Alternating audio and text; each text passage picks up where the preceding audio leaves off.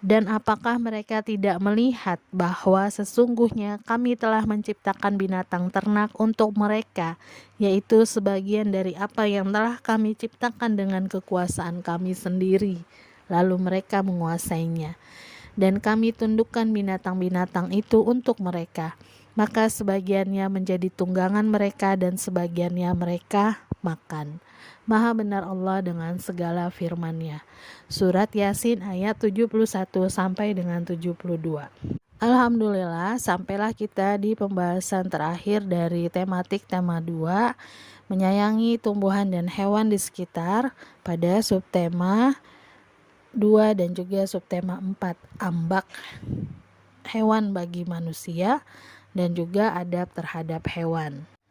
Perhatikanlah hikmah yang luar biasa ketika Allah memberi hewan ternak berupa telinga dan mata, supaya dapat melaksanakan keperluannya dengan sempurna. Juga supaya manusia bisa memanfaatkan hewan tersebut dengan sempurna. Tetapi Allah Subhanahu wa Ta'ala tidak memberinya akal, padahal badannya lebih besar dari badan manusia. Kenapa? Supaya manusia dapat menundukkan dan mengarahkan hewan ini kemanapun ia suka. Coba teman-teman pasti pernah melihat seorang anak kecil yang menuntun seekor unta yang besar. Coba, kalau hewan-hewan itu diberi akal, pastinya dia punya pemahaman dan tidak mau untuk tunduk kepada manusia, ya. Subhanallah, maha besar Allah. Dan dengan penundukan itu diharapkan manusia bisa memusatkan dirinya untuk kepentingan kehidupan dan kehidupan dunia dan akhiratnya.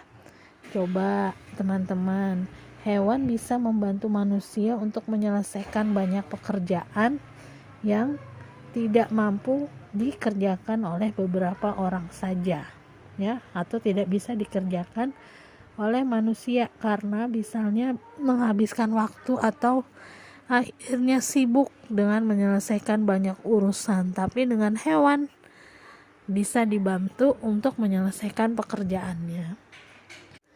Hewan juga tidak diberikan telapak tangan dan jari-jari sebagaimana manusia. Coba teman-teman lihat, manusia Allah berikan telapak tangan yang dengan telapak tangan itu manusia punya berbagai macam keterampilan, bisa memintal, menenun, membuat pakaian, bahkan bisa menulis.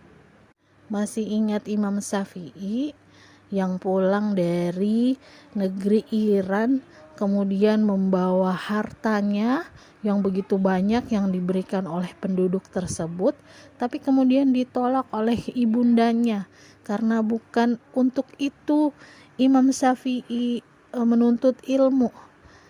Dan akhirnya Imam Syafi'i membagikan harta-harta tersebut dan hanya membawa pulang hartanya, yaitu berupa hasil karya tulisnya. Masya Allah. Yuk teman-teman, mulai sekarang gunakan tangannya untuk menulis, karena dengan menulis teman-teman juga mengikat ilmu. Ustazah juga berharap teman-teman ada satu di antara atau banyak di antara teman-teman yang nanti bisa menghasilkan karya tulis. Nama teman-teman akan tertulis di depan sampul buku. Bismillah, kabulkan ya Allah. Ada banyak manfaat hewan yang akan kita bahas, hanya 6. Yang pertama, sebagai penghasil bahan pangan. Contohnya daging kambing, daging sapi, daging ayam. Juga ada telur ayam, telur bebek, telur burung. Terus ada juga apa? Ada juga susunya, ya, susu kambing dan susu sapi. Kemudian yang kedua, manfaat hewan adalah sebagai penghasil bahan sandang. Selain tumbuhan yang bisa dijadikan bahan pakaian, ternyata hewan juga bisa dimanfaatkan untuk bahan pakaian. Contohnya adalah bulu domba. Terus ada juga ulat sutra dan bulu palaka. Nah, satu lagi ada juga kulitnya. Kulit hewan juga bisa digunakan untuk membuat jaket. Nah, yang ketiga, manfaat hewan adalah sebagai penghasil obat-obatan. Salah satunya minyak ikan sebagai nutrisi untuk meningkatkan perkembangan otak anak. Yang keempat, manfaat hewan adalah diambil tenaganya untuk membantu pekerjaan manusia. Ya, ada yang bisa untuk membajak sawah, ada juga yang bisa untuk mengangkut barang, dan juga ada yang bisa digunakan untuk alat transportasi. Yang kelima, manfaat hewan adalah sebagai bahan kerajinan. Hiasan dinding yang suka teman-teman temui ada yang terbuat dari hewan, misalnya tanduk rusa, tanduk kambing, tas, sepatu, ikat pinggang juga bisa terbuat dari kulit buaya atau kulit ular. Cangkang kerang itu juga bisa untuk bahan hiasan. Nah, yang terakhir, manfaat hewan adalah sebagai hewan peliharaan. Apa yang bisa dipelihara? Misalnya burung, terus kucing, terus apa lagi tuh? Kelinci dan sebagainya. Berikut adalah adab terhadap hewan. Yang pertama, memberi makan dan minum. Teman-teman masih ingat kisah anjing yang membuat manusia yang memberikan minumnya menjadi dosanya terampuni dan kemudian Allah berikan surga untuknya. Terus yang kedua, menyayangi dan kasih sayang terhadapnya. Teman-teman pasti juga masih ingat ya ketika Rasulullah bersabda kepada sahabatnya yang menjadikan burung sebagai sasaran untuk memanah. Bagaimana bunyi hadisnya? Allah mengutuk orang yang menjadikan sesuatu yang bernyawa sebagai sasaran. Jadi Rasulullah itu melarang untuk mengurung atau mengikat binatang untuk dibunuh dengan panah atau ditombak dan sejenisnya. Terus masih ingat juga dong kisah burung yang berputar-putar mencari anak-anaknya. Kenapa? Karena ternyata anak-anaknya berikut sarangnya sudah diambil oleh seorang sahabat Rasulullah, ya. Nah, Masya Allah, betapa Rasulullah sangat menyayangi dan penuh kasih dan sayang bahkan kepada hewan sekalipun. Adab yang ketiga terhadap hewan adalah menyenangkannya di saat ingin menyembelih.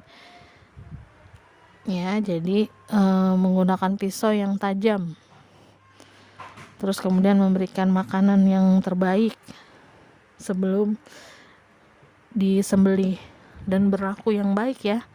Jadi tidak semena-mena. Yang keempat adalah tidak menyiksanya. Masih ingat kisah unta yang menangis karena ada seorang sahabat dari Rasulullah yang memberikan beban terlalu berat untuk diangkat. Terus teman-teman juga masih ingat pasti kisah seorang perempuan yang akhirnya masuk neraka karena seekor kucing yang dia kurung dan tidak diberi makan. Ya, Masya Allah. Kemudian adab yang kelima adalah menunaikan zakat. Nah, ini adalah hak Allah ya.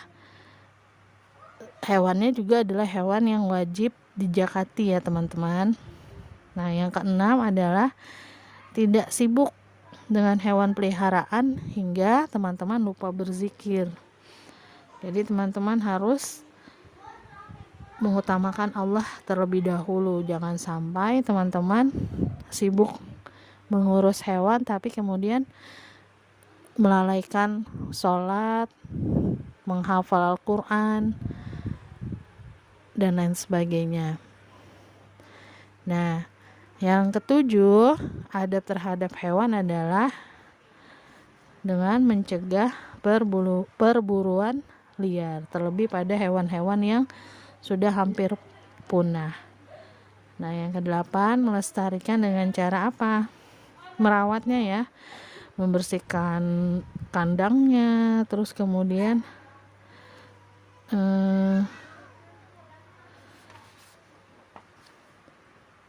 memandikannya ya, memberikan makan dan lain sebagainya.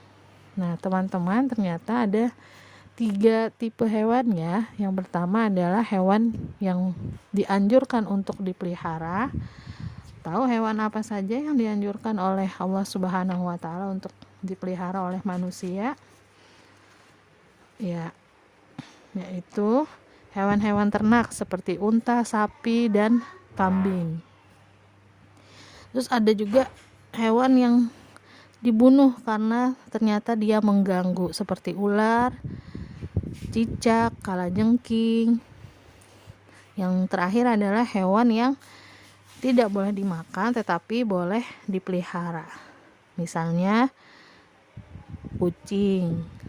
Sebagai penutup, yuk kita belajar dan mengambil hikmah dari salah satu hewan yang Allah sebutkan di dalam Al-Quran. Coba tebak hewan apakah itu?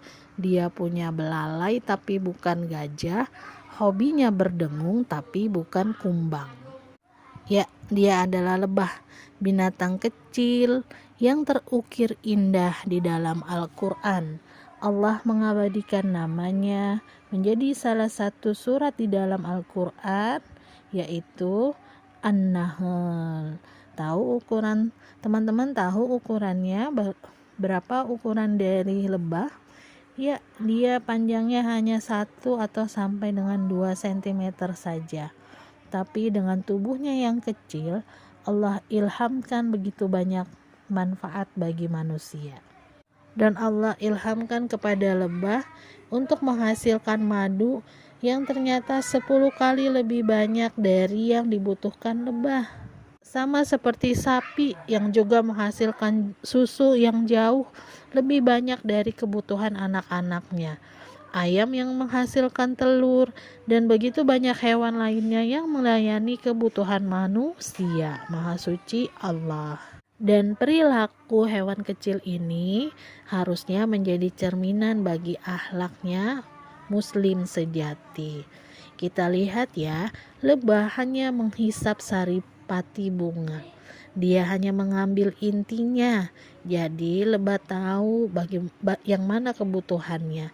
Ini mengajarkan untuk setiap muslim mengambil sesuatu yang baik dan halal, dan tidak mengambil hak orang lain karena hukumnya adalah haram. Kemudian lebah juga menghasilkan madu yang memberikan manfaat. Nah, ini pun menjadi pelajaran buat manusia, khususnya muslim, bahwa dia juga harus memberikan manfaat bagi orang lain. Ketiga, lebah tidak merusak, teman-teman. Dimanapun dia hinggap, tak ada tangkai daun atau ranting pohon yang patah.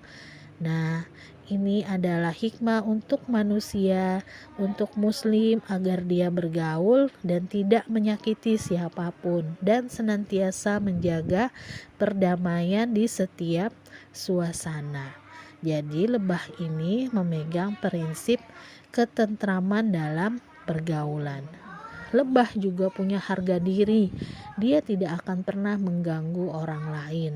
Tapi kalau dia dizolimi harga dirinya, maka dia akan menyengat. Begitulah setiap muslim harus mampu menjaga kehormatan dirinya.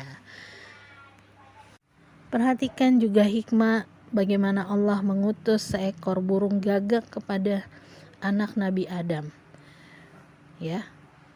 Burung gagak atau gurab yang dalam bahasa Arab berarti asing, ini menandakan bahwa asingnya si pembunuh dari saudaranya, dan juga merupakan jauhnya dari rahmat Allah karena sudah membunuh, menjadi jauh dari rahmat Allah, menjadi jauh dari orang tua, dan menjadi jauh dari keluarga. Dan burung jenis gagak ini termasuk burung yang tidak disenangi manusia. Bahkan suaranya juga sangat jelek. Allah utus burung ini supaya Qabil akhirnya menjadi apa? Qabil yang harusnya menjadi pengajar, menjadi guru karena dia manusia, akhirnya dia menjadi seorang murid. Karena apa? Karena manusia ini tidak menggunakan akalnya dengan baik, ya, dia membunuh saudaranya, maka derajatnya akhirnya lebih rendah dari binatang. Nauzubillah min dzalik. Mudah-mudahan teman-teman bisa mengambil hikmah atas semua penciptaan yang sudah Allah berikan di kehidupan kita. Semangat teman-teman mencari ilmu dan kemudian mengikatnya dengan menulis. Wassalamualaikum warahmatullahi wabarakatuh.